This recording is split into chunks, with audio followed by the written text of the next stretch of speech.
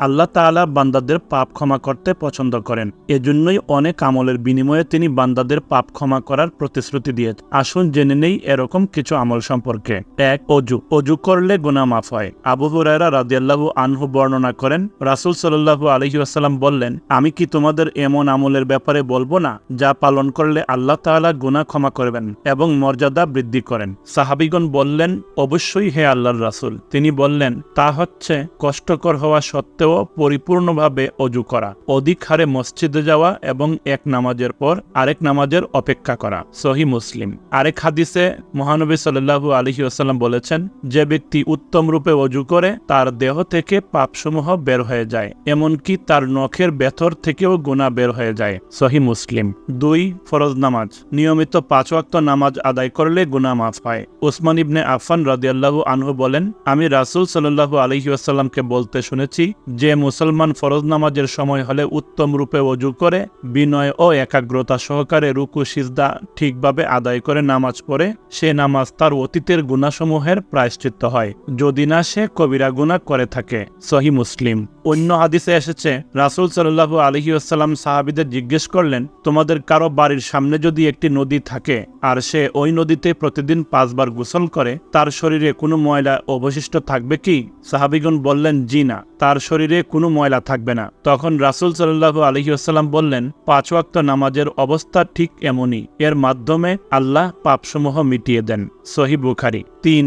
নামাজে আমিন বলা। নামাজে সূরা ফাতিহার শেষে আমিন বললে গুনাহ ক্ষমা করা হয়। রাসূল সাল্লাল্লাহু আলাইহি ওয়াসাল্লাম বলেন, সূরা ফাতিহা শেষে যখন ইমাম আমিন বলেন, তখন তোমরাও আমিন বলবে, কেননা যার আমিন বলা ফেরেশতাদের আমিন বলার সঙ্গে মিলে যায়, তার অতীতের গুনাহসমূহ ক্ষমা করে দেওয়া হয়। বুখারী ও মুসলিম। ৪.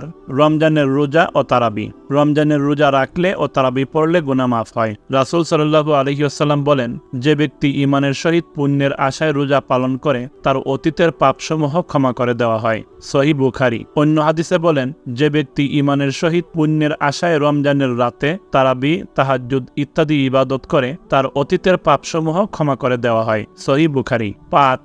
শবে কদরের ইবাদত। শবে কদরে ইবাদত করলে গুনাহ মাফ হয়। শবে কদর বছরের শ্রেষ্ঠ রাত। পবিত্র কুরআনুল কারিমে যাকে হাজার মাসের চেয়েও উত্তম বলা হয়েছে। হাদিসের ভাষ্য অনুসারে রমজানের শেষ দশকের বেজুর রাতসমূহের যে কোনো একটি রাত শবে কদর। এই রাতে ইবাদত করা প্রসঙ্গে রাসূল সাল্লাল্লাহু আলাইহি ওয়াসাল্লাম বলেন, যে ব্যক্তি ঈমানের সহিত পুণ্যের আশায় কদরের রাতে ইবাদত করে, তার অতীতের পাপসমূহ ক্ষমা করে দেওয়া হয়। বুখারী ও মুসলিম। ৬. আশুরা ও আরাফাতের দিনের রোজা। আশুরা ও আরাফাতের দিনে রোজা রাখলে গুনাহ মাফ হয়। ১০ই মুহররমকে আশুরা এবং ৯ই জিলহজকে আরাফাতের দিন বলা হয়। এই দুই দিনে রোজা রাখতে উৎসাহিত করা হয়েছে হাদিসে। রাসূল বলেন, আরাফাতের দিনে কেউ রোজা রাখলে আল্লাহর কাছে আমি প্রত্যাশা রাখি যে এর বিনিময়ে তিনি বিগত ১ বছর এবং অনাগত ১ বছরের পাপ ক্ষমা করে দেবেন। আর আশুরার দিনে কেউ রোজা রাখলে আল্লাহর কাছে আমি প্রত্যাশা রাখি যে তিনি বিগত ১ বছরের পাপ ক্ষমা করে দেবেন। ৭. হজ ও উমরা। হজ ও উমরার কারণে গুনাহ মাফ হয়। রাসূল সাল্লাল্লাহু আলাইহি ওয়াসাল্লাম বলেন, যে ব্যক্তি হজ পালন করলো এবং তাতে কোনো অশ্লীল কাজ করলো না ও পাপাচারে জড়ালো না, সে ব্যক্তি ঠিক ওই দিনের মতো নিষ্পাপ হয়ে বাড়ি ফিরবে যেদিন তার মা তাকে প্রসব করেছিল। বুখারী ও মুসলিম। অন্য হাদিসে বলেন, উমরার পর আরেক উমরা উভয়ের মধ্যবর্তী সময়ের গুনাহের কাফারা স্বরূপ। বুখারী ও মুসলিম। দোয়া পড়া। খাবার গ্রহণ ও কাপড় পরার পর দোয়া পড়লে গুনাহ মাফ হয়। রাসূল সাল্লাল্লাহু আলাইহি ওয়াসাল্লাম বলেন, যে ব্যক্তি কাপড় পরার পর এই দোয়াটি পড়ে, তার আগের পরের পাপসমূহ ক্ষমা করে দেওয়া হয়। দোয়াটি হলো, আলহামদুলিল্লাহিল্লাযী কাসানি হাযা ওয়া রাযাকানিহু মিন গায়রি হাউলিন মিন্নি ওয়ালা কুওয়াতিন। অর্থাৎ সমস্ত প্রশংসা আল্লাহর জন্য, যিনি আমাকে এ খাবার খাইয়েছেন এবং আমার কৌশল ও শক্তি প্রয়োগ ব্যতীত রয়েছেন। আবু দাউদ।